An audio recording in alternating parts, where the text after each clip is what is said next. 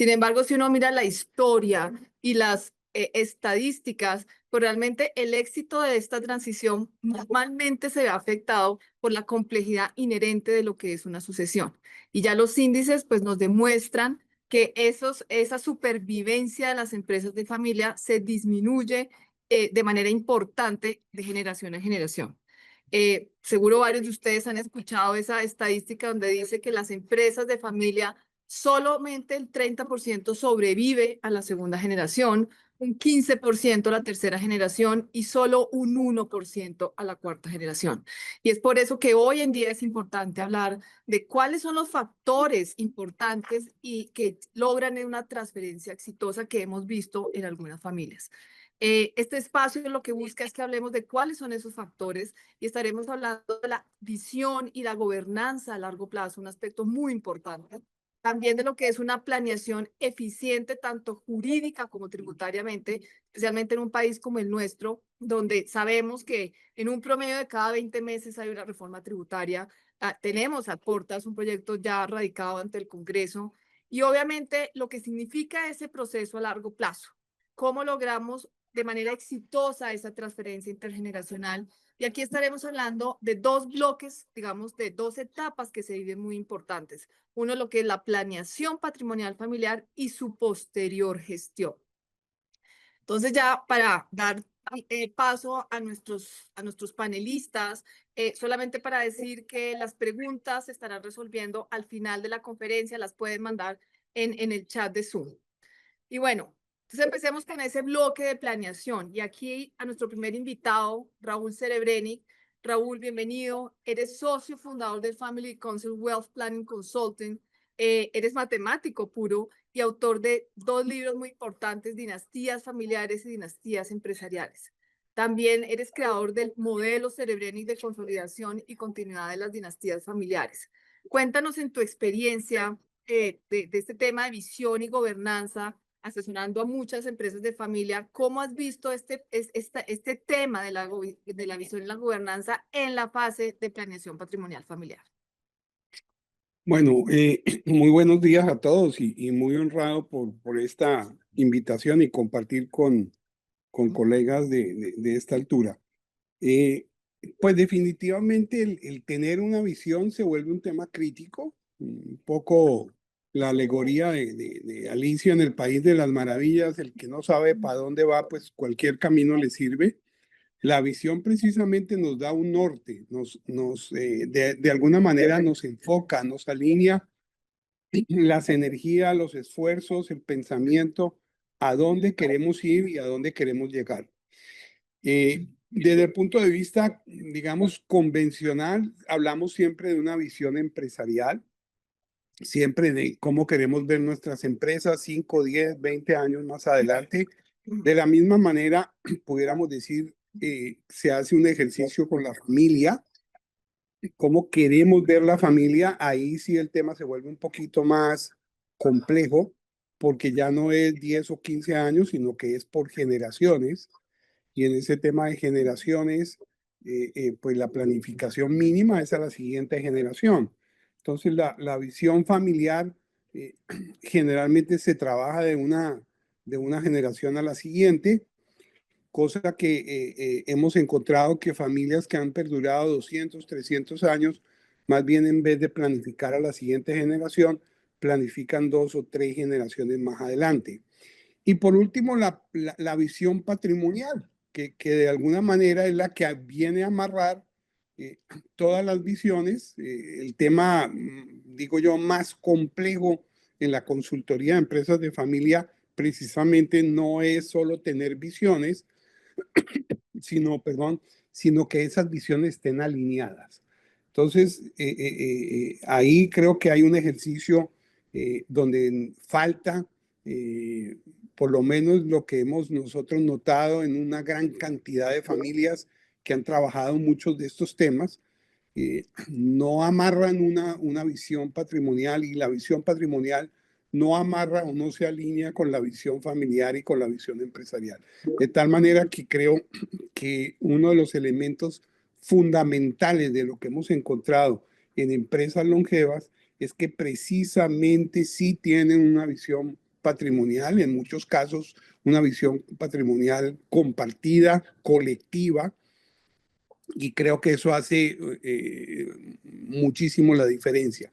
Tú mencionaste que vamos a ser testigos de la mayor transición de patrimonio en la historia de la humanidad en los próximos 5 a 10 años, cosa que es totalmente cierta. Y estas familias, pues si no tienen alineado sus visiones, si no tienen una clara visión patrimonial, pues yo creo que tienen desafortunadamente una oportunidad de no lograrlo, ¿no? Van a tener un porcentaje de no lograrlo. La visión patrimonial, en términos generales, qué tan individual o qué tan colectiva queremos que sea la visión patrimonial. Queremos repartir nuestro patrimonio a cada uno de nuestros hijos, queremos mantener un patrimonio que se mantenga de manera colectiva, no solo cómo se planifica, como dijiste tú, una cosa es la planificación, otra cosa es la realidad, cómo se gestiona, cómo se mantiene, cómo se le hace el update y el upgrade a toda esa parte conceptual, pasándolo ya a una manera más pragmática y entrando al campo de batalla. Y en el campo de batalla, pues simplemente viendo estos ataques de los gobiernos que cada vez se vuelven más depredadores. Por ahí hay un concepto que dice que hay paraísos fiscales, pero los paraísos fiscales es porque hay infiernos fiscales. Y creo que parte de lo que estamos viendo es cómo los políticos desafortunadamente no saben cómo producir, lo único que producen son impuestos y creen que esa es la solución. Y Raúl, en esta experiencia tuya de tantos años, esta alineación de visiones, ¿cómo la aterrizamos? ¿Cómo realmente después de hacer ese proceso de visión, cómo llegamos a una fase de aterrizaje de gobernanza? Bueno, mira, uno normalmente va va donde los expertos, sobre todo en temas de impuestos. La gente lo primero que quiere es no pagar impuestos o por lo menos pagar la mínima cantidad de impuestos, entonces se tiene que asesorar, digamos, para hacerlo de una manera legal y sostenible, eso ni qué hablar. Pero también hay que comenzar a pensar cómo quiero ver la familia. Y yo creo que lo primero es que la familia decida qué quiere que ocurra con su legado, qué quiere que ocurra con su empresa, qué quiere que ocurra con su patrimonio. Y si se tiene clara esa discusión, yo creo que lo otro va a salir mucho más fácil y mucho más sencillo. Entonces, ahí vienen las famosas preguntas. Si yo lo que quiero es mantener un legado unido, que se consolide, mantener la armonía familiar y que ese legado genere bienestar, bienestar no solo para la familia, para los colaboradores, para la sociedad en general. La pregunta clave es qué tiene que ser cierto, qué tiene que ocurrir para que eso de verdad ocurra. Y yo creo que ahí entramos entonces en una segunda fase de entender cuál es la estrategia que se tiene que lograr. Y ahí entonces es donde ya no todos los caminos nos sirven, sino que tenemos que comenzar a aterrizar ese plan de acción que tenemos que esto. Y ahí es donde nosotros llegamos, donde los expertos como ustedes, y les decimos, mire, queremos llegar al punto B, y ustedes son los que nos tienen que decir cuál es la manera más eficiente para llegar a ese punto B. Ahora, muy diferente a que ustedes nos digan, vea, esto es lo que hacen otros, vamos a hacer lo mismo que hacen los otros. Son dos dialécticas muy Muy, diferentes. Entonces, por eso digo que lo primero es sentarse con la familia, que ellos tomen conciencia de su realidad y de sus posibilidades y que tomen una decisión hacia dónde quieren dirigirse. Entonces, yo creo que eso facilitaría muchísimo el trabajo para todos los profesionales que de alguna manera tenemos que atender a la familia, ¿no? Entonces yo creo que aquí pues yo me convierto un poquito como en el director de orquesta y hay que alinear a que todos los músicos pues toquen la música a su debido ritmo y en su debido momento para que la sinfonía salga bien bonita y que la familia de verdad pueda tener la posibilidad de lograr esa longevidad que pues sí vemos que es realidad y que muchas familias sí lo están haciendo. Claro, y en eso tienes toda la razón y comparto la opinión tuya de que es importante como familias empresarias definamos el qué queremos, porque efectivamente viene un equipo después para ayudar a lograr ese cómo, o sea, para definir cómo lo Sí. logramos.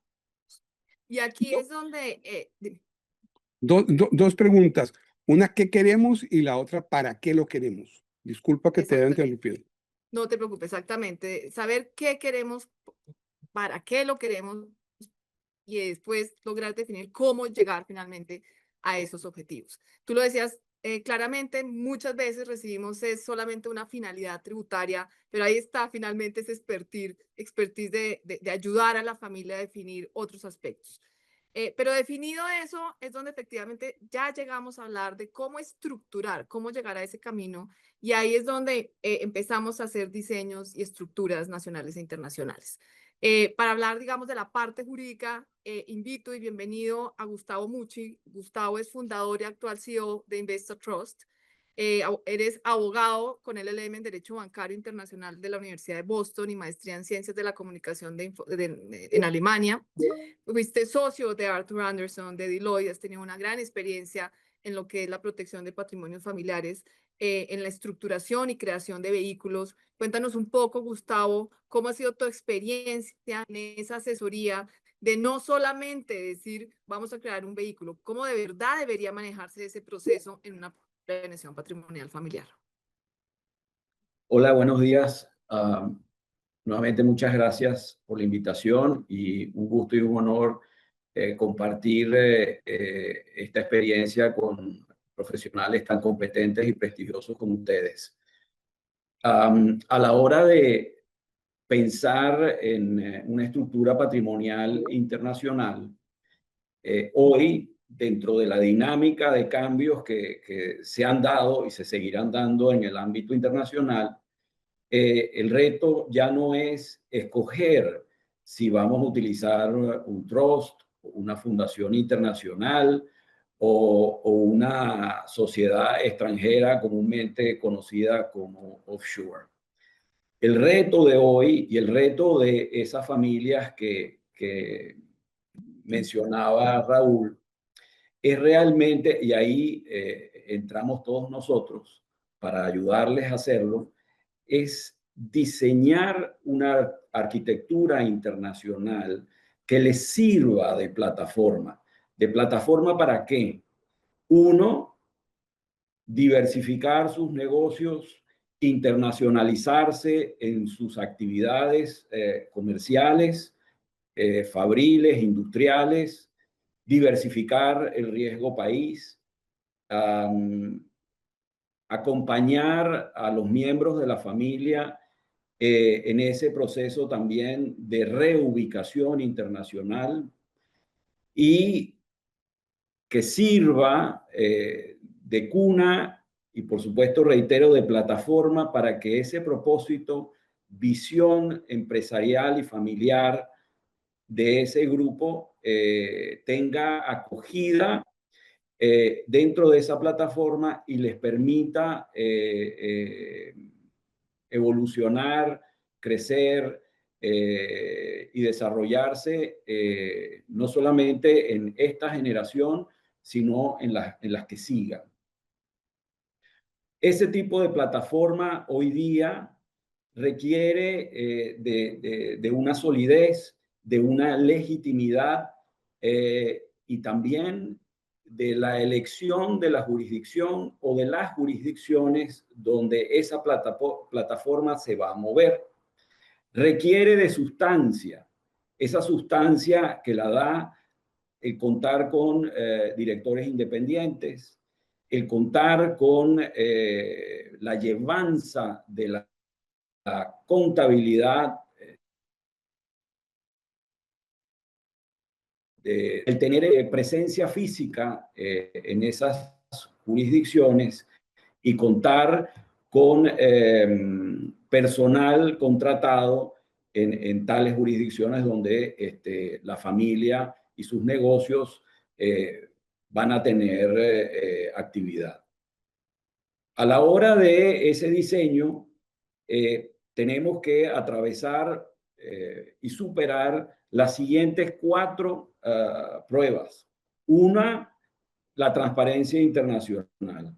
Hoy el beneficiario final debe ser conocido, no puede haber opacidad y ya hay disposiciones que han activado procesos de intercambio automático de información como son FATCA y CRS. Cualquier estructura patrimonial que se diseñe tiene que estar en consonancia con eso.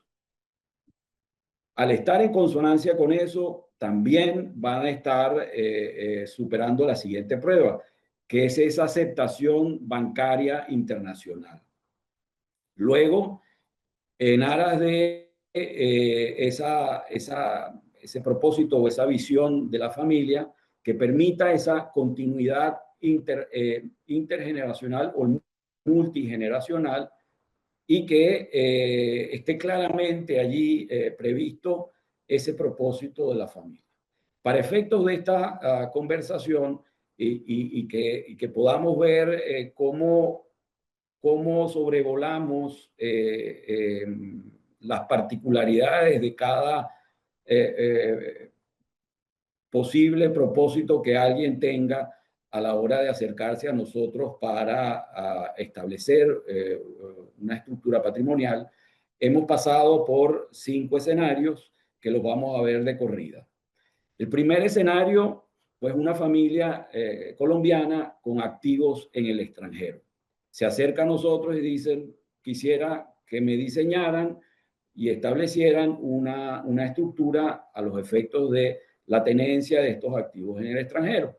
Pues esa arquitectura que se vaya a diseñar, entendemos nosotros que debe combinar o debe estar presente en ella una solución fiduciaria, un trust o una fundación de interés privado que permita eliminar el problema de la sucesión, de la herencia y del impuesto a la herencia entre los miembros de la familia.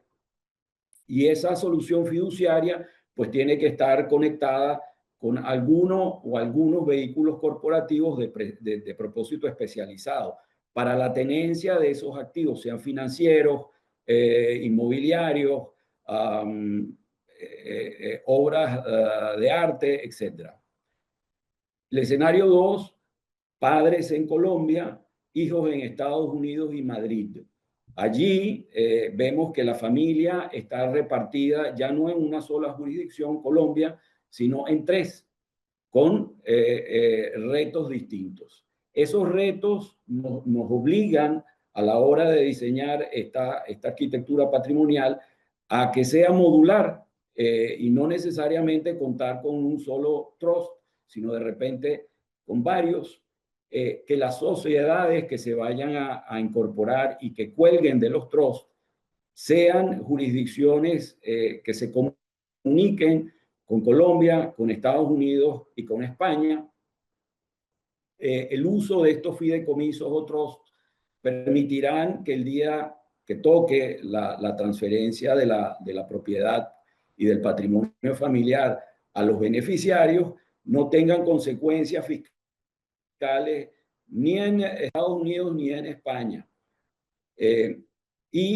A la hora de pensar en esas posibles jurisdicciones, debemos considerar que existan acuerdos para evitar la doble tributación.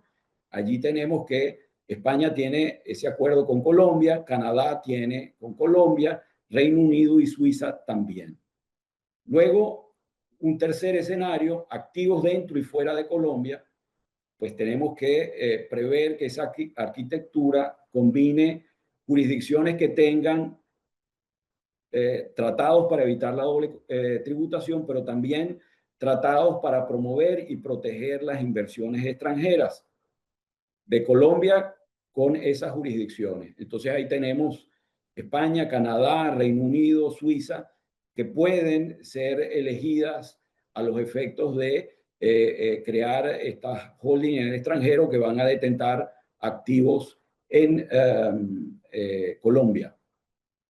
Esa holding puede estar poseída por fideicomisos o fundaciones de interés privado. En el caso de España, no debería haber un fideicomiso holding, sino una segunda capa corporativa o una fundación de interés privado, porque España no reconoce la institución del fideicomiso. También es posible diseñar lo que se llaman las Private Trust Companies, que son estructuras fiduciarias creadas a la medida de la familia y que tienen pues, la potencialidad de que las familias las gestionen. Escenario 4, empresa familiar en Colombia que quiere abrir capital. Acá la empresa familiar colombiana quiere disminuir el riesgo país y para ello se plantea la creación de un fondo de inversión privado en Canadá que no hará oferta pública de sus acciones. Y Canadá, ¿por qué? Primero porque tiene un régimen ideal para crear estos fondos de inversión. Canadá tiene acuerdo para evitar la doble tributación con Colombia y acuerdo para promover y proteger la inversión extranjera.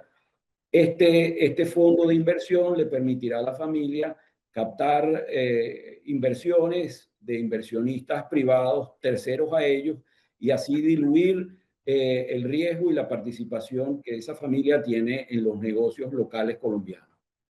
Es decir, es una solución que permite monetizar el patrimonio o una parte del patrimonio que la familia tiene en Colombia. Después, como último escenario, una familia colombiana que se enfrenta a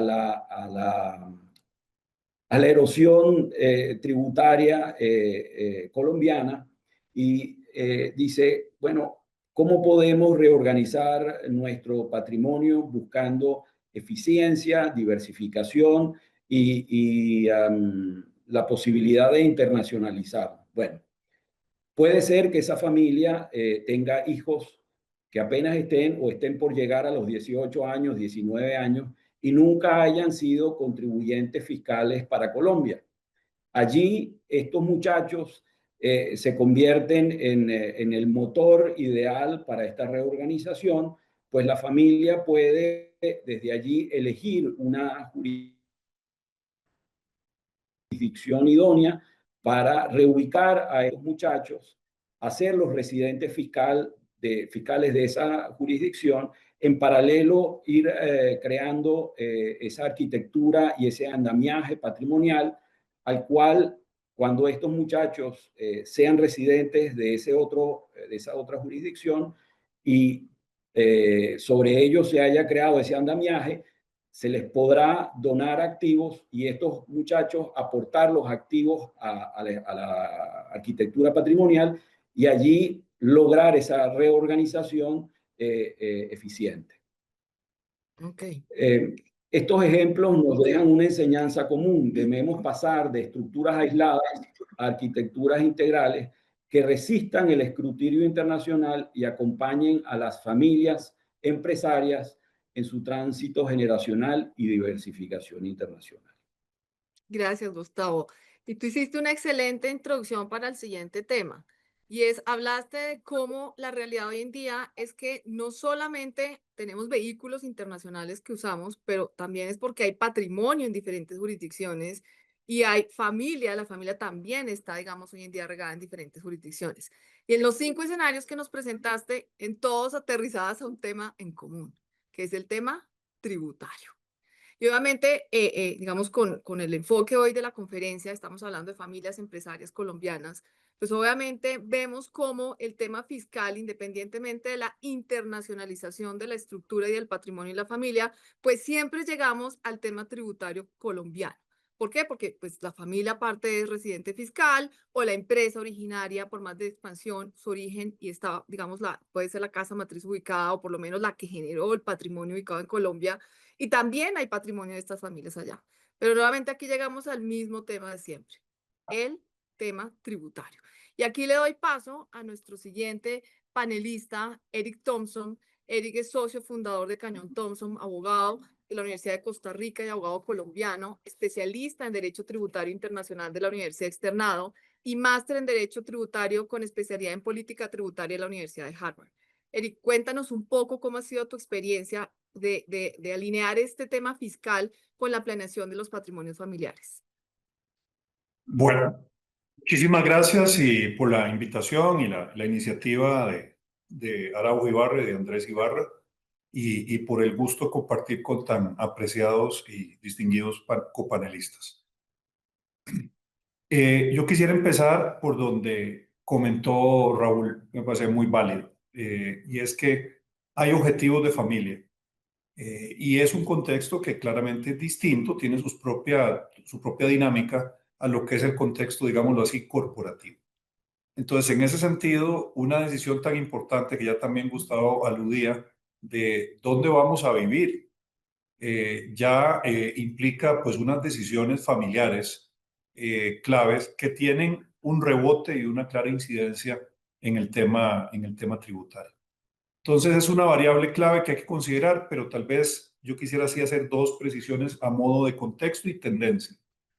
Lo primero, lo tributario es indispensable abordarlo, pero no necesariamente, dependiendo del plan familiar, va a ser la variable que incline la balanza en ciertas decisiones. Entonces, ¿es indispensable? Sí, no se puede soslayar ni menospreciar, pero también tiene que ser balanceado con unos planes familiares claros. Entonces, muchas veces no es el factor determinante, pero es clave en su análisis. Y lo segundo, a diferencia de la legislación sucesoral, mercantil, societaria, es tal vez el ámbito en esta receta de un género de fusión de varios ingredientes en donde el cambio de las reglas de juego es más dinámico y volátil, sobre todo en la época más reciente. No es lo mismo en otros órdenes, la legislación mercantil, por ejemplo. En cambio, lo fiscal está cambiando, sobre todo en los últimos 20 años, con un ritmo de intensidad de cambios y de volatilidad de las reglas cada vez mayor, casi como decir el cambio climático. Entonces, en ese sentido, es un ingrediente que requiere mayor nivel de monitoreo, atención y consideración de escenarios para contribuir a una planeación familiar integral. Toco algunos elementos en esa línea de tendencias y contexto estratégico. El anclaje de la residencia fiscal, supremamente importante. ¿Por qué? Si el anclaje se da con Colombia, eso implica renta mundial. Si fuera con algunas restricciones de pronto en los últimos años, si fuera Panamá, Costa Rica, Uruguay, todavía son de los países que quedan con renta territorial. Entonces, el anclaje de residencia fiscal y que abre la puerta a renta mundial en un país como Colombia tiene enorme sensibilidad para la estructuración del patrimonio familiar. La nacionalidad importa. Recuerden que Estados Unidos es un caso muy excepcional porque la residencia fiscal de renta está en virtud del pasaporte estadounidense. Digamos, como uno de los criterios. Evidentemente, si un extranjero pasa a residir en Estados Unidos, activaría su residencia fiscal, pero para los nacionales estadounidenses, ya por ese hecho de tener ese pasaporte, activa su residencia fiscal. Ese es un tema excepcional. La tendencia global tiene que ver con otros criterios que no están atados al pasaporte, pero ya, por ejemplo, en Francia se empieza a discutir que si se mueve un francés y desconecta su residencia fiscal, empieza a discutir si se le puede poner palos a la rueda para postergar esa desconexión, y en otros países. Y Estados Unidos, por ejemplo, ya se discute si tal vez es demasiado gravoso e incómodo tener ese amarre al pasaporte. Entonces, pasaporte importa. Pensando en largo plazo, cuidado que en las familias que se promueva decisiones familiares a que la siguiente generación tenga más pasaportes, puede ser un elemento interesante y valioso pensando en el largo plazo en una planeación sostenible. Las tarifas de renta, ya también aludía Raúl, depende del país. Colombia tiene pues una obsesión, digamos, delicada en tratar de competir, incluso de ser el país menos competitivo de la OCDE. Nótese que la tarifa combinada de una empresa operativa aquí en Colombia, alguna de sus familias, y la extracción del decreto del dividendo como una segunda carga, genera una tasa combinada en promedio de un 48% a hoy, pero si pasara el proyecto de ley de financiamiento, se podría llegar a niveles que si el accionista es extranjero, miembro de la familia, sería un 54.5% de tarifa combinada. Y si estuviera el accionista aquí viviendo en Colombia, persona natural, podría llegarse a niveles del 61.65%, como lo está planteando el proyecto de financiamiento. Entonces, las tarifas de renta cuentan para marcar la diferencia de lo que podría llegar a ser ya más bien un infierno fiscal.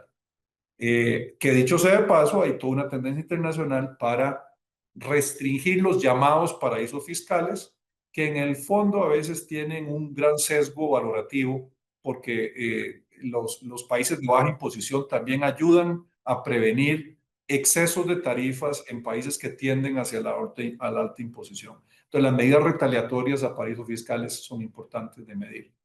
Otro elemento de tendencia.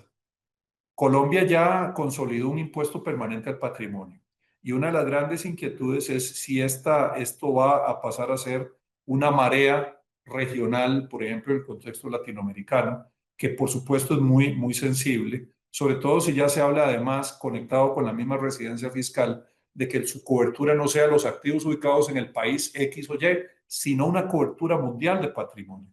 Por supuesto, esto tiene connotaciones confiscatorias en el largo plazo y esto es un tema muy sensible que marca también el análisis de la planeación. La composición del patrimonio. Un elemento interesante que estábamos estudiando en estos días, porque viene en el proyecto de ley, es que vaya a incorporarse una regulación tributaria sobre los criptoactivos. Y el tema de la tokenización, incluso de acciones de vehículos extranjeros, es un fenómeno muy interesante, con grandes posibilidades de expansión, pero ya viene a haber una sensibilidad tributaria de cómo regular el mecanismo de la tokenización de activos del sector real, que pueden ser obras de arte, pueden ser acciones de una entidad extranjera, etc. Tiene una gran versatilidad y es un fenómeno novedoso. Quisiera también destacar el tema de los convenios de doble tributación. Los convenios de doble tributación, y cuantos más hubieran en nuestro vecindario regional, sería buenas noticias, porque una de las virtudes que tiene el convenio de doble tributación es que al menos evita un poco la volatilidad de las reglas de cada legislación de cada país, porque tiene que honrar unas reglas pactadas con otro país. Por ejemplo, la tarifa máxima de dividendos, intereses, regalías, ganancia de capital cuando hay un cash out de una participación en una desinversión. Entonces los convenios dan un cierto nivel de estabilidad y también pueden generar oportunidades de aminorar la carga tributaria de manera transfronteriza. Entonces, tener una red más robusta de convenios es bueno y genera más oportunidades para la planeación tributaria. No hay duda que, por ejemplo, en un contexto latinoamericano y colombiano, jurisdicciones como España, con sus convenios de doble imposición y tener regímenes especiales de holding como la famosa EDBE, contribuye mucho a facilitar oportunidades de planeación y de optimización. Y la otra cosa que es una tendencia, comparto nada más el caso colombiano, depende de cada país, pero es un tema que tenemos que monitorear hacia adelante, es cómo la legislación de cada país, ejemplo, Colombia, vaya a ver estas figuras sofisticadas de trusts anglosajones, de fundaciones privadas, de seguros de vida de colocación privada con componente de ahorro. Ese tipo de figuras, ¿cómo las vaya a tratar una legislación que es de otro país? ¿Cómo va a tratar Colombia las figuras de otros países? Por ahora, por ejemplo, en el caso colombiano, hay una tradición de que no entra a valorar las características del vehículo del otro país. Lo ve como si fuera una entidad extranjera con características propias. Entonces, en ese sentido hay que tomar en cuenta ese tema. Para cerrar, nada más decir, ojo con la sustancia de negocios. Y ahí existe esa proliferación de la regla general antiabuso que le brinda una discrecionalidad a las autoridades fiscales para ir encima de las formas y los papeles y decir, esto en esencia es esta otra cosa, lo cual podría generar una recategorización del tratamiento tributario. Entonces, el tema de sustancia es cada vez más exigido para estos efectos. Bueno, hasta acá hemos visto finalmente unos factores que son relevantes y fundamentales en este proceso de planeación patrimonial, como vimos la visión y la gobernanza, definir el qué y el para qué para hacer un buen diseño de estrategia y de figura, que vemos que no es solo nacional, sino internacional, utilizando vehículos muy interesantes en otras jurisdicciones. Pero en todo esto, finalmente, un tema muy, digamos, transversal, que es el tema tributario, ya no solamente viéndolo desde la legislación colombiana, sino cómo nos va a afectar en la estructura, tanto al patrimonio, a la empresa como a la familia. Y viendo estos factores, pues teníamos que efectivamente venir a hablar de un caso de éxito en este primer bloque de lo que es una planeación patrimonial familiar exitosa. Y aquí invito a Andrés Ibarra para que nos hable un poco de su experiencia, de su familia, de su empresa familiar. Andrés hace parte de la tercera generación de la familia Barra. Su abuelo fundó la firma de consultoría Araujo y Barra. Hoy en día su padre, Martín Gustavo, la ha liderado por varias décadas. En la década de los 90, la familia Ibarra incursionó en el campo de las zonas francas en Colombia, pero actualmente, pues ya es una familia que abarca temas como consultoría, de gestión inmobiliaria, campo tecnológico relacionado con los family offices y el comercio exterior. Andrés, llevas trabajando más de 12 años junto a tu familia, construyendo y consolidando un sistema integral de gestión patrimonial familiar. Hoy eres fundador del IR Family Office y del IR Foundation, cofundador aquí con Raúl. ¿Cómo ha sido esa experiencia propia de empresa familiar para lograr, digamos, una planeación patrimonial familiar exitosa? Pues Carolina, muchas gracias a ti, a Erika, a Gustavo, a Raúl, un placer compartir como siempre con ustedes. Y realmente voy a comenzar por algunas cosas en las que creo como conclusiones antes de contar la historia, porque es importante para mostrarles luego el sistema que hemos construido. Y es que creemos en la simbiosis de las empresas basada en la mutualidad. O sea, esa es una conclusión que nos ha llevado tiempo en el pensar que en la medida en que creemos organizaciones más transparentes, creemos organizaciones donde se colaboren unas con otras, pues vamos a lograr tener mejores resultados empresariales y eso lleva a digamos, a multiplicar las iniciativas empresariales. Eso pues no es sencillo, organizar un ecosistema empresarial familiar requiere un pensamiento sistémico de base, pues las famosas 3 ruedas de familia, propiedad y empresa no son 3 sistemas independientes, sino son 3 sistemas interconectados. Y la tecnología yo creo que comienza a ser ese pegante donde uno sale de la teoría y comienza a llegar a la práctica y a las sinergias que se generan y a la potencialización del valor a través de esas sinergias que se dan a través de la tecnología. Entonces, cuando comencé a trabajar con mi familia, yo realmente no tenía ni idea que era una visión patrimonial, no tenía idea que era un family office, no tenía idea de muchos conceptos y yo creo que puede ser más fácil el deber ser, digamos, teórico de generar esa visión y alinear diferentes intereses, también dar claridad a organizaciones operativas y darles gobiernos corporativos claros. Digamos que desde arriba me imagino que puede ser más sencillo y ahora cuando entramos a nuevas organizaciones trasladamos esos conocimientos, pero en ese momento digamos que ha sido un proceso emergente en donde hemos comenzado, recuerdo mucho esta anécdota, que estaba trabajando en la parte administrativa, donde fue, pues, digamos, el génesis del comienzo de trabajar con mi familia y un día dije, hombre, ¿dónde están estas cajas? Que acá veo que hay unos documentos y me dijeron, no, esas cajas están en la finca. Y dije, ¿en la finca? ¿Cómo va a ser? pues teníamos unas cajas en unas bodegas, otras en la oficina. Entonces fui a la finca y estaba con un colaborador y le dije, Jaime, ¿dónde están estas cajas? Y me dijo, no, acá, abajo, al lado del ordeño. Entonces fuimos al ordeño y abrimos una bodega y entre la humedad y los ratones, pues había quedado muy poco. Esos eran pues los archivos más antiguos, una empresa que cumple 54 años esta semana, lo cual es un orgullo. Y evidentemente pues se van acumulando ciertas estructuras, sobre todo cuando los padres y los abuelos han sido muy exitosos en lograr negocios, en lograr ideas, en lograr asesorar a personas, pues ahí comienza a ver, digamos, comienzan a dejar estructuras que hay que comenzar a organizar, y yo creo que eso es parte de la labor de las generaciones que siguen, comenzar a trabajar en esa organización, en esa alineación, en esa creación de sinergias. Entonces, a partir de eso, comenzamos a trabajar bastante en el back office y con la ayuda de un consultor que queremos mucho en la organización, y me dijo un día, mira Andrés, todo esto que están haciendo está muy bien, pero si no organizan la familia no nos va a servir para nada. Entonces ahí empezó un nuevo génesis, digamos, de qué es organizar la familia. Por cuestiones de la vida, un amigo me invitó a pertenecer al FBN, al Family Business Network, que es una organización que yo recomiendo mucho. En donde comenzamos a entender esas interrelaciones de familia, propiedad y empresa.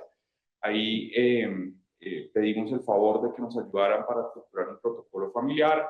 Llegaron 3 cotizaciones, todas muy buenas, pero 2 de ellas que hablaban de la liquidez, de la rentabilidad, de las valoraciones. Pues yo me sentía leyendo más unas propuestas de banca de inversión que algo de alineación familiar.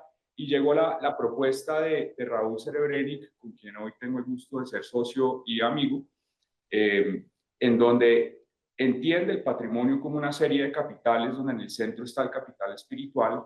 Y yo dije, bueno, acá yo creo que hay un norte interesante para comenzar a alinear esa visión. Trabajamos año y medio con Raúl estructurando ese protocolo, y ahí nace la necesidad de crear un family office muy liviano, apoyado en tecnología, y ahí surge otro nuevo comienzo, y es, bueno, ¿y qué es un family office y cómo se estructura eso?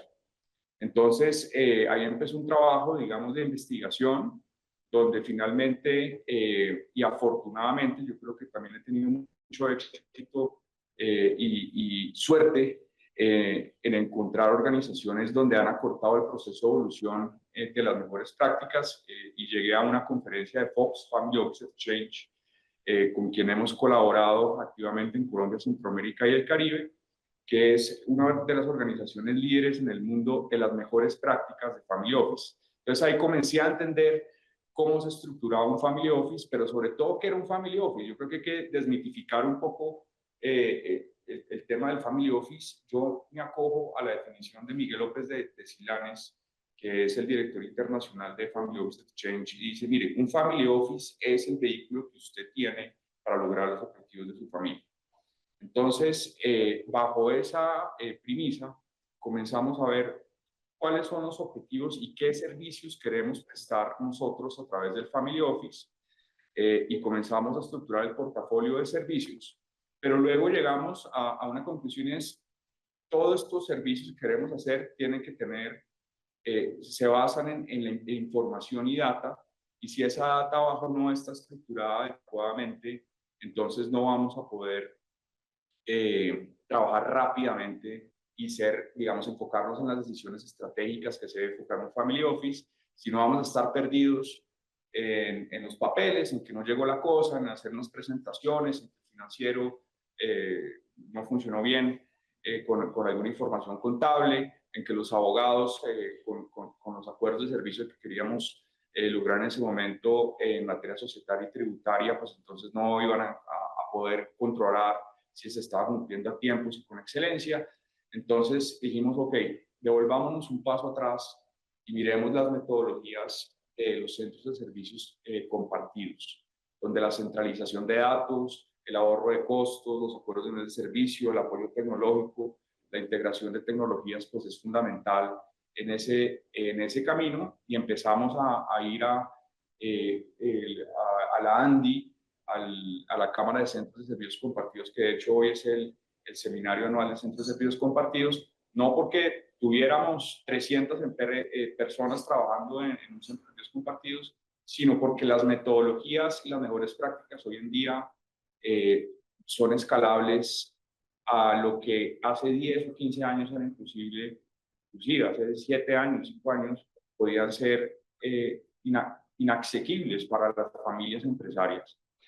Entonces ahí comenzamos a trabajar un par de años con un exdirector de uno de los centros compartidos más grandes de Colombia, el diseño del centro de servicios compartidos. Integramos tecnologías, toda nuestra tecnología hoy es Dynamics 365.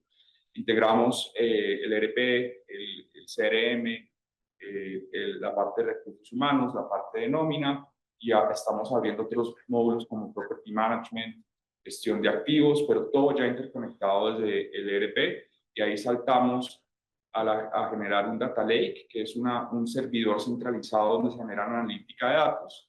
Y ahorita más adelante les voy a comentar con más precisión cómo funciona el sistema muy brevemente.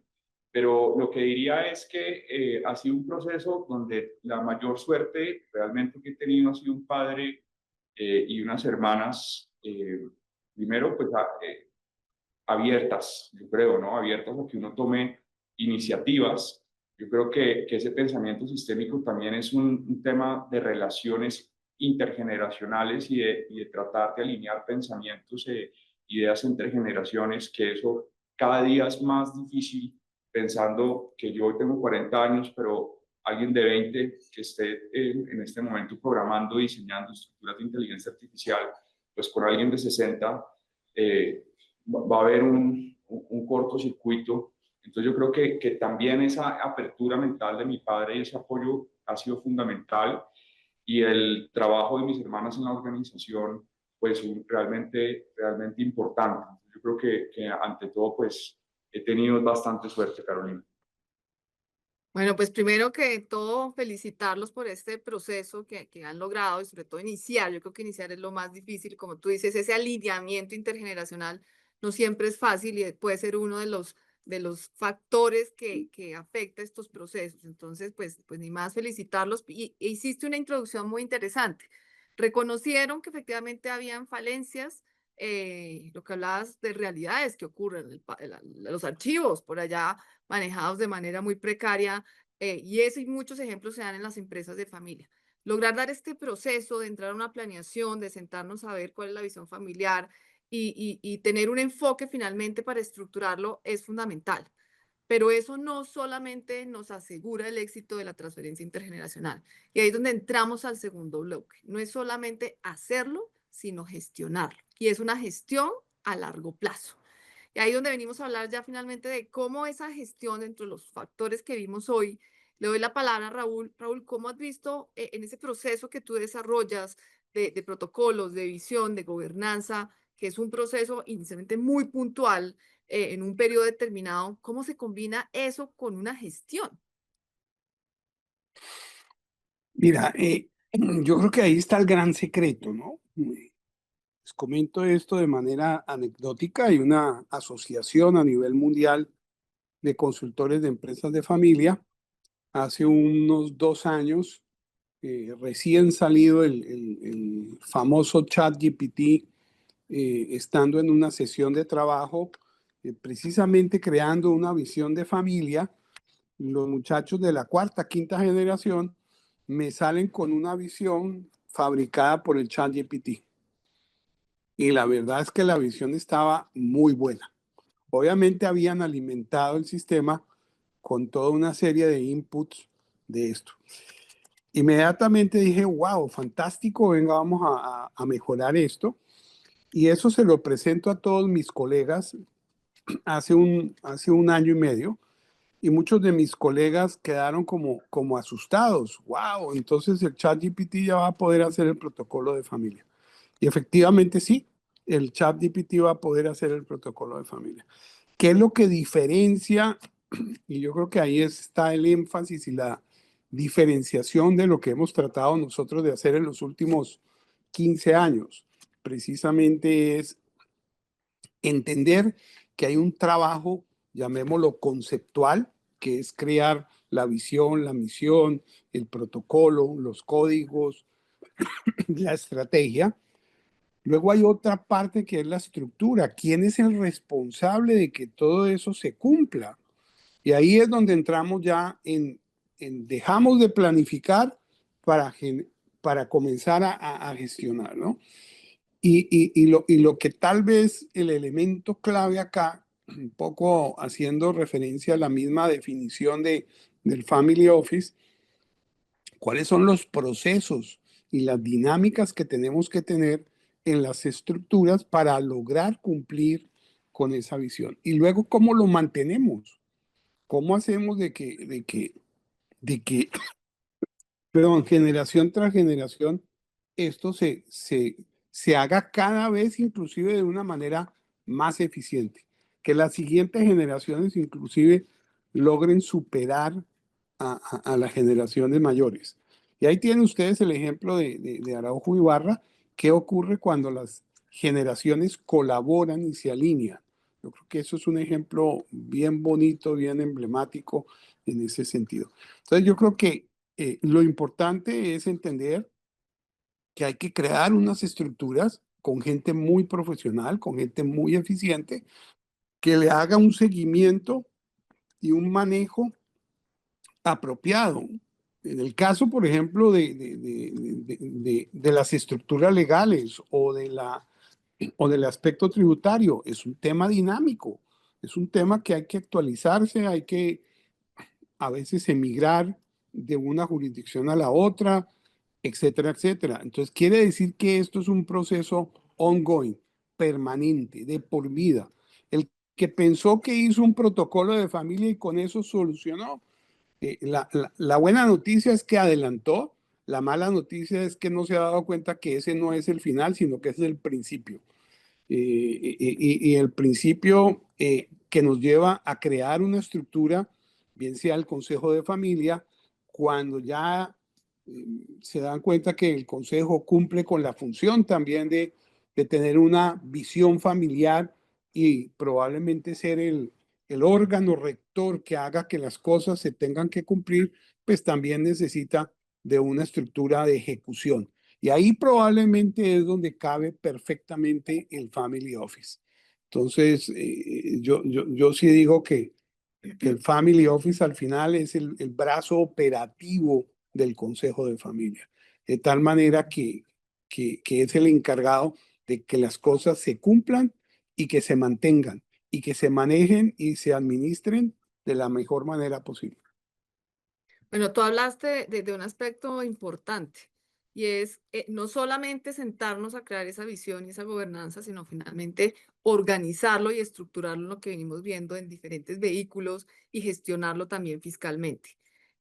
Gustavo, tú en este proceso, cuando creamos los vehículos, ya obviamente con una estrategia, porque no es crear por crear, con una estrategia, ¿cómo ves cuando la familia tiene esos vehículos finalmente en diferentes jurisdicciones? ¿Cómo es esa gestión? ¿Realmente lo hacen? ¿No lo hacen? ¿Cómo lo has visto en la práctica? Sí, a mí me encanta entrar en el proceso de aproximación y asesoría a las familias empresarias. Algunas llegan a nosotros ya teniendo la estructura y quieren organizarse como familia, y otras llegan a nosotros dando pasos pininos con la idea de organizarse. Cuando yo me hago la pregunta, eh, eh, ¿qué es más catalizador para la familia? Arrancar ya teniendo la estructura, ir hacia la organización familiar y volver a la estructura, o arrancar sin tener estructura o una mediana estructura, pero focalizándose en la organización familiar. Siento yo, y es lo que he podido palpar a lo largo de mis años, que el gran catalizador exponencial para la familia está en primero organizarse y desde esa organización familiar prever la estructura. Y acá vamos a ver, voy a hacer un pasaje por un ejemplo, y desde ese ejemplo vamos a ver cómo es que ocurre esa gestión jurídica que está entrelazada con, o debe estar entrelazada con la gestión empresarial, financiera y, por supuesto, de la familia. Vamos a hablar de una familia que de suyo ya ha pensado en que la motiva o la motivación está en que persistan los negocios y que la familia esté reunida en torno a un negocio generación tras generación. Eso, el solo hecho de tener esa claridad nos orienta a pensar que también están decididos a soltar la propiedad de los negocios y convertirse en guardianes de la tutela de ese patrimonio familiar. Entonces, esto arranca desde ese deseo de la familia de poder ver hacia un horizonte multigeneracional y allí sentarse como familia a conversar, debatir y decidir en torno a cómo va a hacer la gobernanza familiar y a sustentar eso en una constitución o protocolo familiar donde quedará claramente identificado quiénes componen el consejo familiar, qué atribuciones tiene el consejo familiar y luego el establecimiento de otros comités integrados por otros miembros de la familia, como el comité patrimonial o financiero, el comité de educación, el comité de innovación, el comité de filantropía. Pero eso, si se queda solamente enclaustrado en el protocolo familiar, serán obligaciones de carácter moral y tienen que trascender, tienen que enraizarse en el mundo jurídico, y lo vamos a ver de seguida. Además de prever esa gobernanza familiar, pues muy relevante en el mundo de hoy es prever el trámite y obtención de otra nacionalidad distinta a la de origen y el respectivo pasaporte. Explorar y decidir en torno a la adopción de otra residencia fiscal de al menos algunos integrantes de la familia. Y para darle ese enraizamiento al protocolo familiar, diseñar e incorporar una holding internacional familiar neutral que pueda tener como tenedor de las acciones de esa holding un trust o varios o una fundación de interés privado, o encauzado o encapsulado en lo que hemos hablado en el otro espacio de un private trust company, conjuntamente con la gestión de un trust funcional. Esto es muy interesante porque el protocolo familiar, en lo que respecta a la gobernanza, una vez que me desprendo como familia de la propiedad, tengo que ubicar ese gobierno familiar dentro de la estructura. De no contar con un trust familiar, lo que se suele hacer es que ese gobierno familiar pasa a estar dentro de una carta de deseos, que no tiene ningún efecto más allá de que el trustee dice que la va a cumplir. Pero si volcamos esto en las disposiciones de un trust, de un fideicomiso, y que ese fideicomiso, el único objetivo que tiene es gestión, allí se incorpora al trustee, se incorpora el consejo de familia y se incorporan los comités, quienes conjuntamente y de forma cohesionada van a trabajar en la gestión de las empresas conjuntamente con un directorio profesional.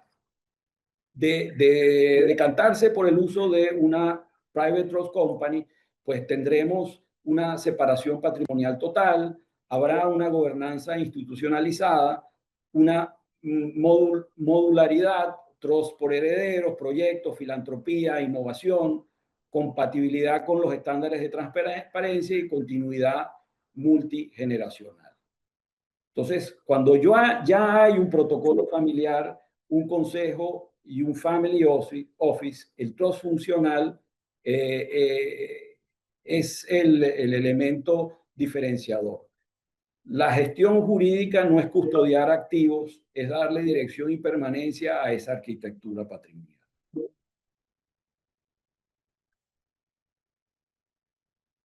Solamente están diseñadas en crear vehículos para tener activos, sino también vehículos para gestionar, como es la parte operativa, un family office, pero también introduces tener vehículos, y cuando hablo de vehículos llamamos trust o sociedades finalmente, para que ayuden en la administración, en la gobernanza de eso. Y todo eso nos resume que tenemos finalmente estructura de diferentes tipos, pero también en diferentes jurisdicciones.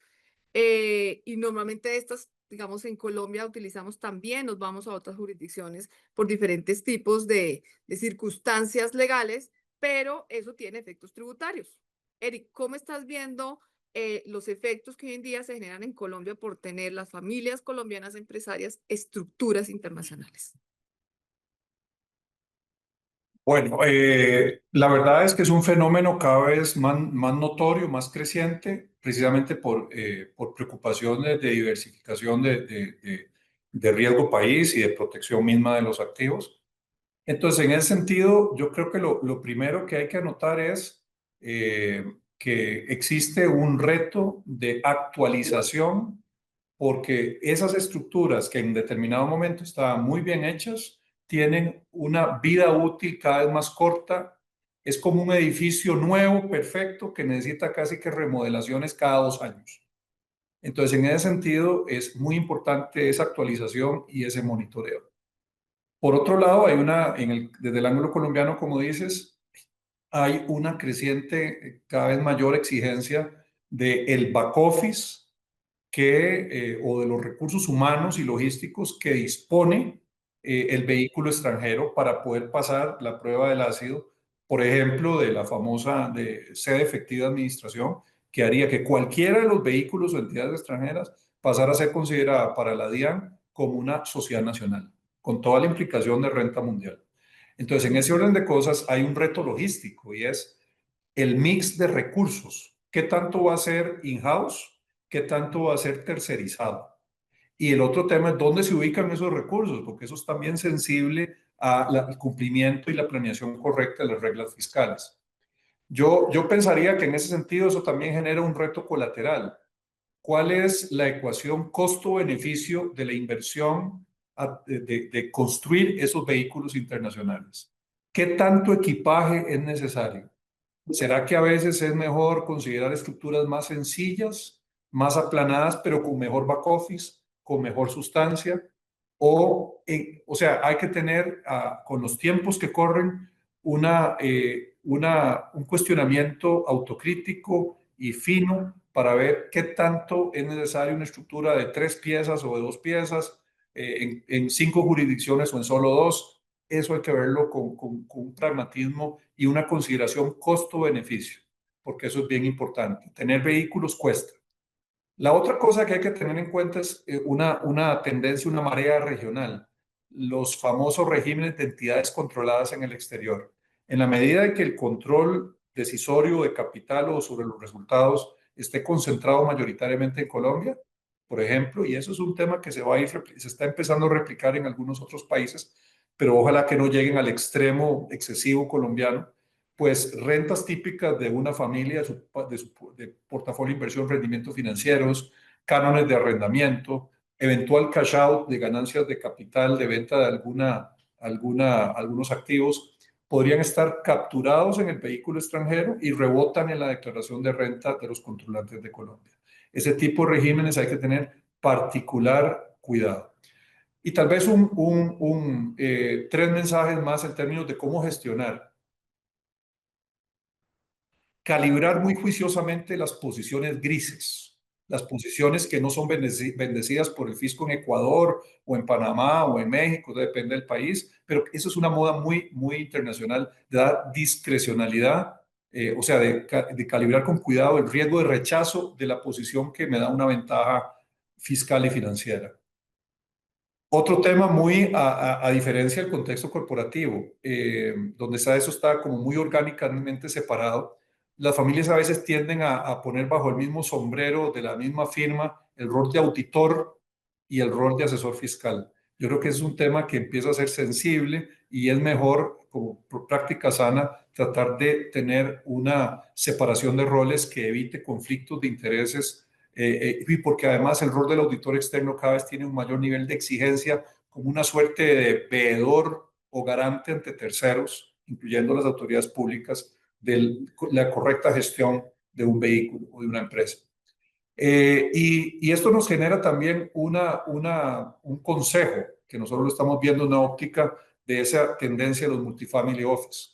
Ya va siendo tiempo que un family office consolide, sea internamente, con la idea de una suerte de chief tax officer, un ejecutivo interno que tenga la torre de control y la visión periférica e integral del tema fiscal de la organización. Y si no, tiene que ser tercerizado. Y ahí es donde puede entrar sinergias muy interesantes con el desarrollo del multifamily office. Yo quiero agregar que digamos, un jefe mío en KPMG de los más sofisticados, Devon Bodo, que es de los más sofisticados en reorganizaciones empresariales corporativas complejas que se salen de Estados Unidos y cambian la casa matriz en tiempos que se han ido ajustando, se invertía la casa matriz de Estados Unidos a otro país, a Irlanda, etcétera.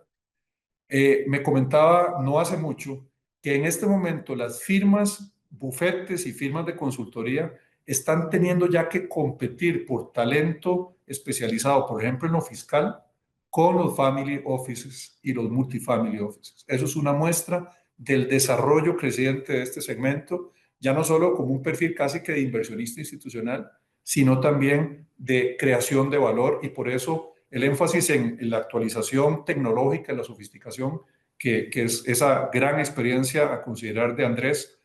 Yo creo que ese es un camino correcto hacia el futuro. Práctica, estamos hablando no solo de planeación y de gestión patrimonial. Está muy de moda hablar del family office, ya Andrés dio una definición, finalmente es cómo logramos ese objetivo de la familia, es un vehículo que nos permite, digamos, organizarnos estratégicamente para buscarlo. Hoy en día hay diferentes tipos de family offices o multifamily offices, no solamente de inversiones, estamos hablando temas de multifamily office en tax and legal, y ahora vemos un tema fundamental que aquí Andrés nos va a comentar, cómo la tecnología finalmente también se incorpora en una estrategia de un multifamily o de un family office. Andrés, cuéntanos un poco qué has visto, cuál es la tendencia de la tecnología en los family offices hoy en día. Gracias, Carolina. Sí, yo creo que la tendencia es toda. Llegué hace 10 días de Nashville, del Technology Showcase de Top, y hay digamos, unas tecnologías que uno se siente en marcha, desde temas de inversión integradas con fondos de private equity, venture capital, con los bancos actualizando balances en tiempo real articuladas con inteligencia artificial, temas de gestión de activos, temas de educación de las siguientes generaciones. Digamos, las tendencias son bastantes. A mí me gustaría enfocar este espacio muy breve es en las empresas, las familias empresarias que tienen empresas operativas o múltiples intereses, donde muchas veces se pierde la visión panorámica de los temas. Y concuerdo profundamente con Eric en que ahora lo que he visto en las tendencias es que los family office han comenzado a hacer un overlapping entre la gestión patrimonial de la familia y unas inversiones que pretenden la generación de la conservación del capital, a ser realmente muy sagaces en la creación de valor y aplicar, digamos, principios que uno pensaría que están más enfocados en el private equity. Entonces se han mezclado de una manera muy interesante y muy estratégica. Yo voy a mostrarles rápidamente unos cuadros porque me parece más sencillo hacerlo de esta manera. Ya estamos proyectando. Entonces, la visión, digamos, en nuestro caso, la visión era cómo hacemos para tener una visión amplia, panorámica, pero lograr a los temas específicos. Un poco lo que llamamos visión panorámica, implementación con precisión apoyada en tecnología de punta, para lo cual hicimos una integración de sistemas y creamos pues una estructura realmente liviana, como mencionaba anteriormente, algo imposible hace algunos años. Adelante, por favor. Aquí hay algunos propuestas que esto genera, en la transparencia que genera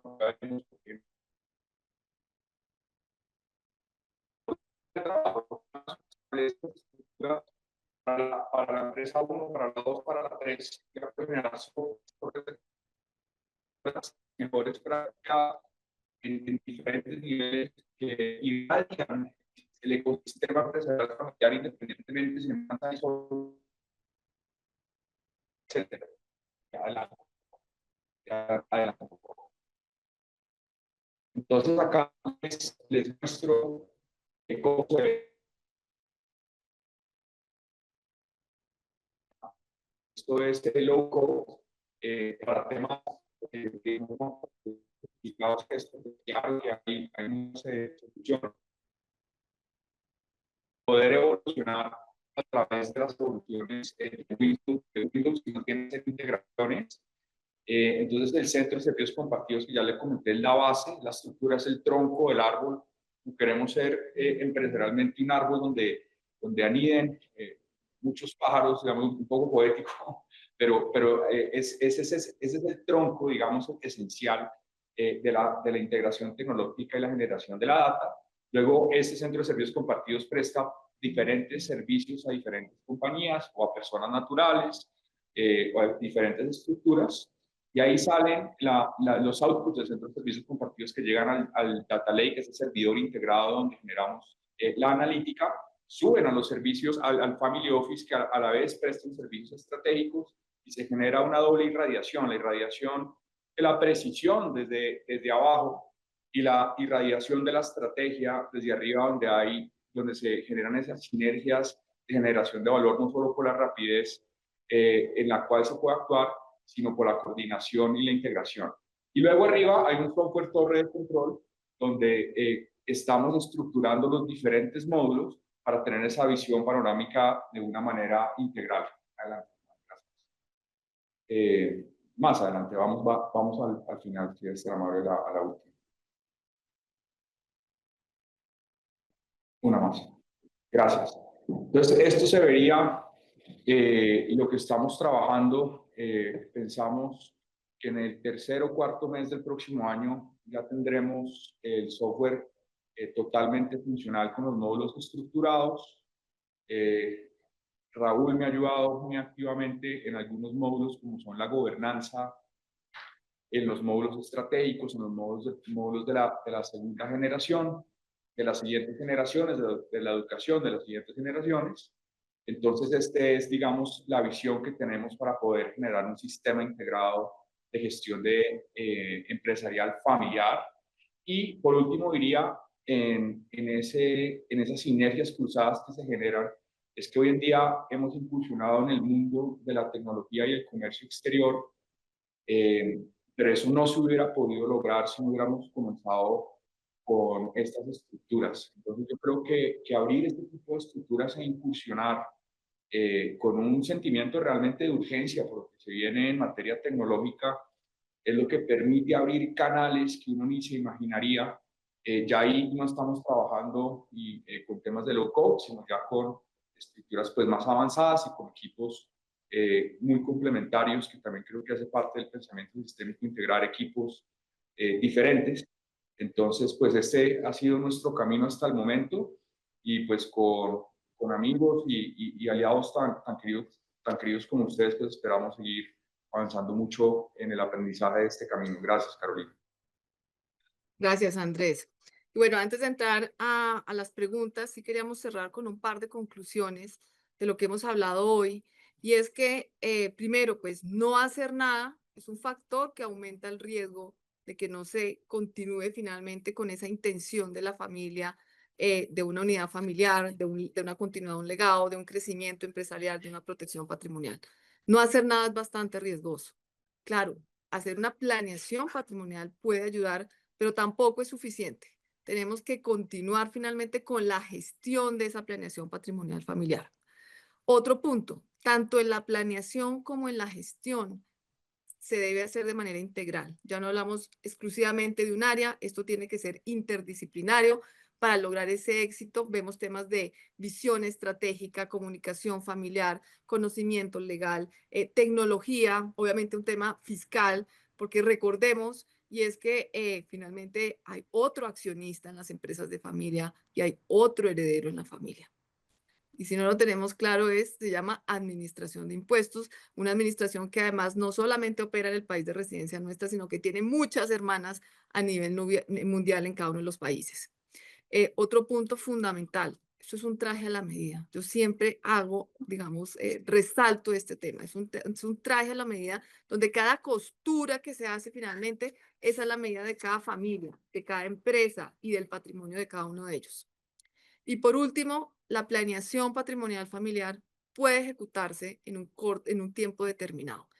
Podemos hablar de 6 meses, de un par, digamos, más largo o más corto, un par de años, pero la gestión patrimonial, y eso hay que concientizarnos todos, dura toda la vida. La gestión no para. Bueno, vamos a dar paso a las preguntas. Sé que no tenemos mucho tiempo, pero bueno, miremos a ver cuáles tenemos acá. Nos preguntan, ¿cómo ven la función del seguro de vida en la planeación patrimonial? Gustavo, no sé si en este tema de vehículos y estructuración, ¿cómo es finalmente la utilización de esos seguros de vida como parte de esa estructuración con vehículos? Bueno, el seguro de vida sin duda que es una figura idónea cuando la familia tiene como fin el despersonalizarse y distanciarse definitiva y absolutamente de una parte o de la totalidad del patrimonio, y esa parte que se decida se va a contribuir eh, eh, y vincular con esa póliza de vida. Esa póliza de vida les va a dar una potabilidad internacional muy interesante, porque como queda, el patrimonio queda encapsulado bajo la propiedad o titularidad de esa compañía de seguros y ellos despersonalizados, a donde quiera que vayan, esa parte del patrimonio que quedó en la compañía de seguros ya no forma parte del patrimonio personal. Esa póliza de seguro puede a su vez estar en lo periférico, vinculado con una estructura de fideicomiso y sociedad offshore que hace que sea donde prácticamente nunca nadie muere, ¿no? Y eso hace que la solución sea dinástica, si se quiere. Pregunta, para efectos de estructuración se ve que en muchos países la creación de fundaciones, trusts y seguros se define por un tema tributario. Y para eso se establece si son revocables, discrecionales o irrevocables. ¿Cómo opera esto en Colombia? Eric, si nos ayudas con esto. Sí, la pregunta es muy pertinente porque Colombia en alguna medida ha tratado de generar reglas, digamos, muy escuetas y limitadas sobre el tema de los vehículos extranjeros. Parten de que son vehículos independientes y en ese sentido no han entrado en materia de impuesto de renta especialmente a dejar excepciones o matizaciones de que si el vehículo es transparente y se proyecta a la renta de los participantes, como sí se puede ver en algunas figuras, por ejemplo, incluso locales de fondos de inversión, etcétera, regulados. Entonces, en general, no hay como una postura limitada de no meterse a considerar la caracterización específica de la figura, particularmente en el impuesto de renta. Entonces, ahí tenemos un tema a considerar para efectos de la planeación y tal vez enfatizar en línea con Gustavo que estas figuras sofisticadas de las pólizas de vida de colocación privada o private Private Placement Life Insurance de origen europeo. Son figuras muy sofisticadas que vale la pena analizar a profundidad porque realmente todavía no se ha dado, digamos, una calificación tributaria específica y ofrecen oportunidades de tener vehículos eficientes que incluso permitan, como objetivo ideal, diferir en el impacto a la familia el impacto fiscal de los rendimientos generados en esa masa que se estaría manejando a través de estas figuras. Entonces, ofrecen oportunidades interesantes que ameritan un análisis a profundidad de cómo podría ser la reacción y la interpretación a nivel local. Bueno, gracias, Raúl. Si nos ayudas con esta. En tus años de experiencia, ¿cómo has visto la eficiencia de los protocolos de familia? Wow, qué buena pregunta. Mira, son casi ya 30 años de estar haciendo protocolos. Yo diría que en algún momento, cuando tuvíamos la oficina en Caracas y en Quito y en Panamá, y obviamente en Colombia, en Bogotá, nos convertimos en un momento dado como en la mayor fábrica de protocolos de familia del continente. Y después de 30 años, un poco viendo la vista atrás, nos damos cuenta que desafortunadamente el impacto que tienen los protocolos de la familia pues no ha sido el esperado, ¿no? Entonces el protocolo de familia pues es fundamental, pero no suficiente. Yo creo que ahí lo que hace la diferencia es precisamente el tema de hoy, que es su implementación y su gestión. Entonces yo creo que ahí está la gran diferencia. Ahí encontramos tres tipos de familias, la que tiene el protocolo y no hizo nada con eso, la que tiene el protocolo y lo implementó de una manera muy pobre, y la que de alguna manera tiene el protocolo y lo está implementando de una manera muy rica. Y yo creo que ese último caso ha sido un poco menos del 20% desafortunadamente. De tal manera que el mensaje es claro, importante hacer el protocolo. El valor agregado mayor no está solo en la dinámica de hacer el protocolo, sino más bien en su implementación. Y ese es, creo que, el mensaje que tenemos que llevarnos. El protocolo hay que implementarlo. Como tú dijiste, el protocolo es un documento vivo, pero lo que es vivo no es solo el protocolo, es todo el sistema.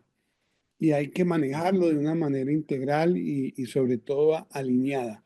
Creo que ese es el mensaje que me gustaría que la gente se llevara. Bueno, y la última para Andrés. Tu caso es un caso exitoso, pero si pudieras devolver el tiempo, ¿qué no volverían a hacer o qué error evitarían en el proceso? Gracias, Carolina. Sí, yo creo que los temas de la comunicación familiar son fundamentales. Parte del sistema que estamos creando, yo creo que un valor esencial es la transparencia, donde se pueda entrar, revisar, trabajar colaborativamente, y eso irradia a las compañías a través de los sistemas y las estructuras. Esa parte de comunicación creo que es clave. La parte de la educación y poner muy clara la educación al funcionamiento de los objetivos que se quieren lograr. Yo creo que hubiera sido interesante hace 10 años haber profundizado más en temas tecnológicos. Pero bueno, ahí vamos. Yo creo que siempre hay aprendizajes. Lo que dejaría, como dice Raúl, de mensaje final es que hoy en día las posibilidades de crear estructuras de este tipo son mejores que nunca, son más asequibles que nunca, de incorporar mejores prácticas. Lo que fue un camino que a mí me ha tomado pues más de una década, yo creo que para muchas familias puede ser un camino que puede ser de 2, 3 años trabajando con mucha claridad. Yo creo que esa posibilidad hay que aprovecharla y es un barco que se va a ir rápido. Entonces creo que ese es el mensaje final que quiero dejar. Muchas gracias. Bueno, ya se nos acabó el tiempo. Muchas gracias a ustedes por acompañarnos hoy, a nuestros conferencistas también, no solo especialistas, sino expertos en trabajar con empresas de familia. Algunos de ellos somos somos una empresa de familia también y venimos de empresas de familia. Entonces, pues esperamos que haya sido un espacio provechoso para ustedes y nos veremos en otra oportunidad. Feliz día para todos. Feliz día y felicitaciones a nuestra excelente moderadora. Sí, muchas gracias a esa moderadora. Sí, Creo que súper profesional. muchas gracias a todos. Gracias, Gracias. buen día. Buen día.